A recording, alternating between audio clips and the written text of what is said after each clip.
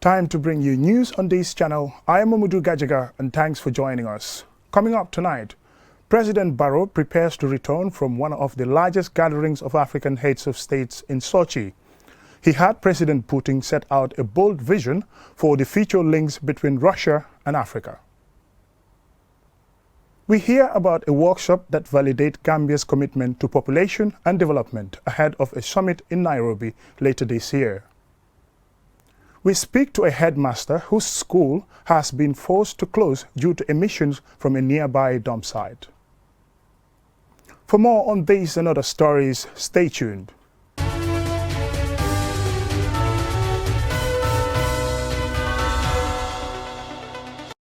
Gambian President Barrow is due to return from the two-day Russia-Africa summit in Sochi later this evening. The summit featured an impressive array of African heads of state and ended with bold plans for the future. Aisha Jan looks back over some of the key takeaways from the summit. The summit, the first of its kind, was seen by many as Russia seeking to have greater ties with African countries and is being viewed by many as one of the most significant ever for Africa's future development. It has also been described as a game changer in international relations, a gathering only exceeded by UN meetings of heads of state. In his address to African leaders, Russia's President Putin set out a comprehensive vision of how his country expects to interact with Africa in the future. However, before listing future prospects, the Russian president reminded his audience and the wider world of historical ties between the former Soviet Union and various African countries in their liberation struggles. He then spelled out the three key areas of future relations, namely trade, economic, and investment cooperation. The president reeled off an impressive list of statistical data, including that in 2018, trade between Russia and Africa had been $20 billion, which was a doubling of trade and one which he expected to increase greatly. Looking to the future, the president said that the current emphasis on helping African countries with geological surveys and extraction of mineral wealth will continue alongside moves towards high-tech collaborations. President Putin's closing remarks probably signaled the boldest statements about what is expected of this new relationship. He mentioned that there are currently 17,000 African students studying in Russia, with an annual quota of 2,000, which he hoped will increase. He said the future will see an even greater emphasis on training and education, especially in health and medicine, saying that the current contagious diseases research and development facility in Guinea-Conakry will probably be followed by others. He floated the proposal of a regular Russia-Africa Partnership Forum, where heads of state can meet every 3 years and reveal the signing of a memorandum of mutual understanding between the Eurasian Economic Union and the African Union. Once President Barrow returns, it will be interesting to see what his immediate and long-term benefits there are for the Gambia. For QTV News, I am Aisha Jan. A workshop to validate the Gambia's draft national commitment for the Nairobi Summit on Population and Development was organized on Thursday by the Gambia government through the National Population Commission Secretariat. Ajibintu Drame has more. The validation is a consultative process in which participants from the government, ministries, international organizations, civil society organizations, amongst other groups are brought together to revitalize commitments to the International Conference on Population and Development Agenda and assess achievements made since 1994. It is also meant to guide the implementation of population, health, gender and related development policies in Africa. Aliou Sarr, UNFPA representative, emphasizes that the draft should be aligned with national commitment and policies with the objective of eradicating maternal health, gender-based violence, early child marriage and issues affecting society, especially women and girls, by 2030. He adds that the country's draft should be a smart one, that is, including being simple, measurable and realistic, and will be presented to the global community. At the core of these ICPD goals is ending preventable maternal deaths by 2030, eliminating unmet need for family planning, and ending gender-based violence, child marriage, and FGM. These are all critical areas where we need to invest a lot of resources and energy. Ismaila Jajusi, National Population Commission Secretariat, says despite the achievements, significant endorsements are needed by the Gambia for effective implementation of the goals and principles of the ICPD. He urges participants to participate with commitment.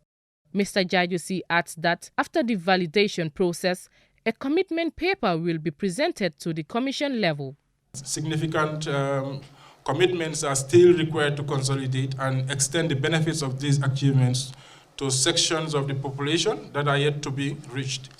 Statistics have shown that about 23.8% of our adolescent girls aged between 15 to 19 years experience early marriage. Princess Adene Monahot, coordinator Gamco Trap, says the rate of gender-based violence, early child marriage, and related issues are subsiding. However, she explains the challenges they face as an institution. The problem we have is this problem of culture of silence, whereby people are not encouraged to speak out. And even when they speak out, not a lot is achieved in terms of law enforcement.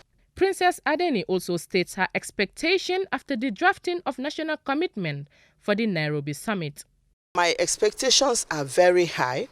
I hope that with strengthening the judiciary to really reinforce on punishing the perpetrators. 2019 marks the 25th anniversary of the ICPD, and the summit will be held in the second week of November in Nairobi, Kenya. Ajibintu Drame, QTV News.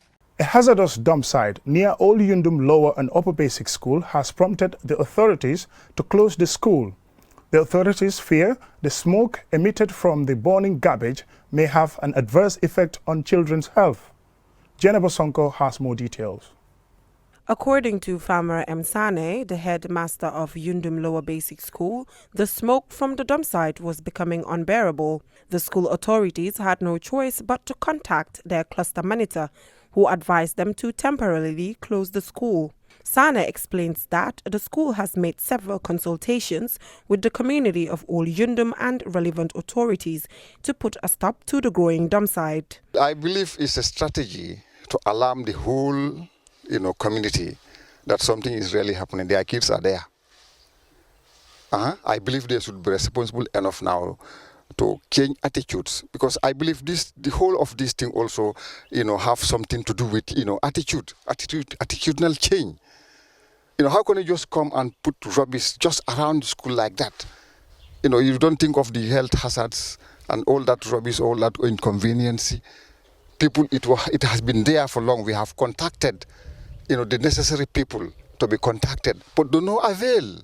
The headmaster further explains that the 3 days closure of the school will greatly affect the targeted number of learning hours for the academic year. The performance of our NAT class also, grade 5, which is a very, very big concern to any headmaster in this country, because this thing is something which is very competitive. Schools compete. So therefore, if this thing is happening and then my grade 5s are not learning, I am worried. It's going to seriously affect them. Like I said, also our neighbors, also grade 9, is going to likewise, affect them as well. The headmaster of the school has stressed that school will not resume unless the smoke emitting from the dump site is stopped. While students at other schools are enjoying the right to education, those from this school will have to wait for days, if not 4 weeks, before their classes can return to normal. Reporting for QTV News, I am Jenna Bosonko. We will go with a short commercial break. When we return, we hear about the Banjul Antwerp rally. What happens to the vehicles once the race finishes? With so many things to do in a single day, it's important to have a network you can trust. When there's family and friends to connect with and business calls to make, you need a network that is reliable and fast. Talk longer, Browse faster, go farther, and roam wider. When your network is solid, the world is your oyster. QCell, your trusted network in the Gambia.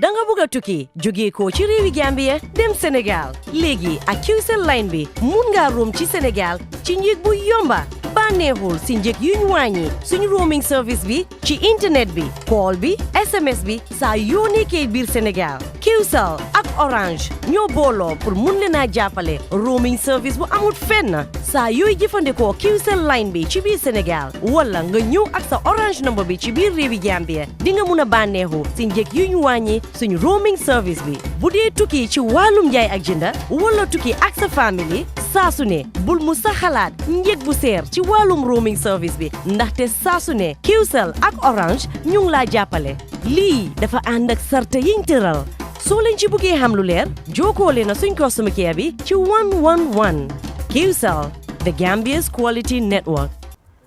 The Antwerp-Banjul Challenge team on Thursday returned to the Gambia. A total of 20 vehicles and motorbikes were brought in to be auctioned, with the proceeds going to community projects. Lamin Dabo reports. The Antwerp-Banjul Challenge team were met by their Gambian counterparts at the Karan Amdalai border and crossed the Barrow-Banjul ferry into the capital. At a meeting at the Arch, organizers spoke about the importance of the event, the challenges they face, and future plans. The Department of Community Development signed a Memorandum of Understanding in 2017 with Helping Hand Foundation, a Belgian-based charitable foundation, organizers of the Antwerp-Banjul Challenge. The cooperation between the two is geared towards improving the lives of Gambians through implementation of community-based projects.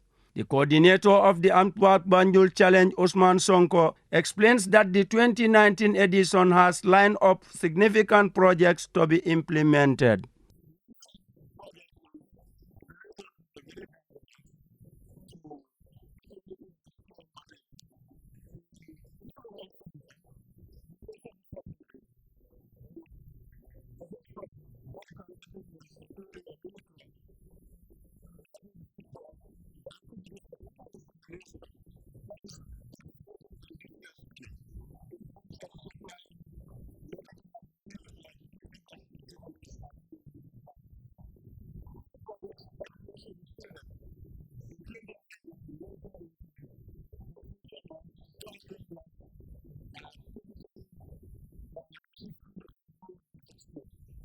He further highlights some of the challenges they face in border crossings, which the Department of Community Development and its country partners have taken steps to address.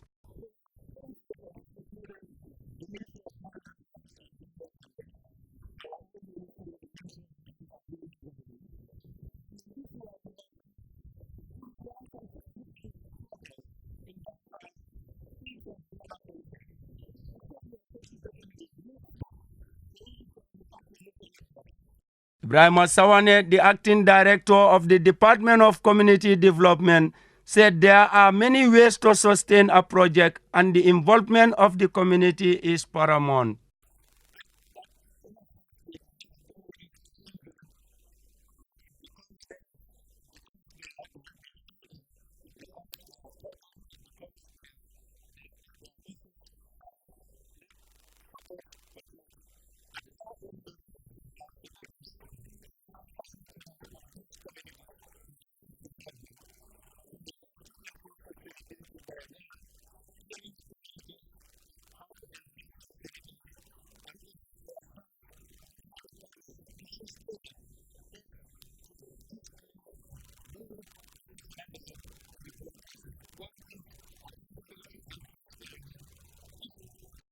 Certificates were presented to the drivers in recognition of their outstanding bravery in overcoming the challenges associated with the journey.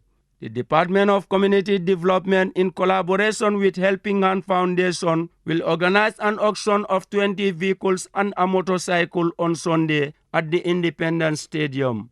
The proceeds will be used to complement government's efforts to implement various socio-economic projects across the country. For QTV News, Lamin Alai Fandin Dabo. The Deputy Secretary General and the head of the E+ Emergency Medical Service in Kenya is currently in the Gambia. Susan Goga is on a 2-day visit to the Gambia Red Cross Society to finalize preparations for the launching of the E+ Emergency Medical Service in the Gambia next month.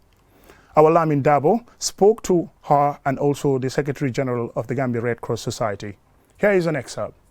We are glad to be here working with the Gambia Red Cross to be able to transfer these skills and knowledge to them through the formation of their pre-hospital care service company called G+. We are happy to be associated with them through this South-to-South cooperation. Today, we have already procured 2 ambulances for G+, in the form of a basic life support and advanced cardiac life support. And in addition to this, G+ is going to offer outpatient clinic services to complement the ambulance services. State-of-the-art, run professionally, and the first in Gambia to this kind of standards. We are happy that the average Gambian resident will be able to benefit from these services. We all know the challenges that we face in this country when it comes to medivacs, when there are accidents or sicknesses at home, how people are managed and transferred to hospitals, the challenges that are there, realizing those challenges, and the fact that the Red Cross is here to complement the efforts of government, because we know government can do it all. We wanted to reduce the number of deaths and disabilities that occur during accidents. And that's why we learning from Kenya Red Cross that has a very strong network in terms of emergency management, medical services. And we thank QCell for allowing callers to use this number free of charge. Before we end this bulletin of the news, let's take a quick look at our main news stories. President Barrow prepares to return from one of the largest gatherings of African heads of states in Sochi. He had President Putin set out a bold vision for the links between Russia and Africa. A workshop to validate the Gambia's draft national commitment for the Nairobi Summit on Population and Development was organized on Thursday by the Gambia government through the National Population Commission Secretariat. A hazardous dump site near Old Yundum Lower and Upper Basic School has prompted authorities to close the school. The authorities fear that the smoke emitted from the burning garbage may have an adverse effect on children's health. That's all we have for you on tonight's newscast. Join us tomorrow for more news. Have a pleasant night. Bye for now.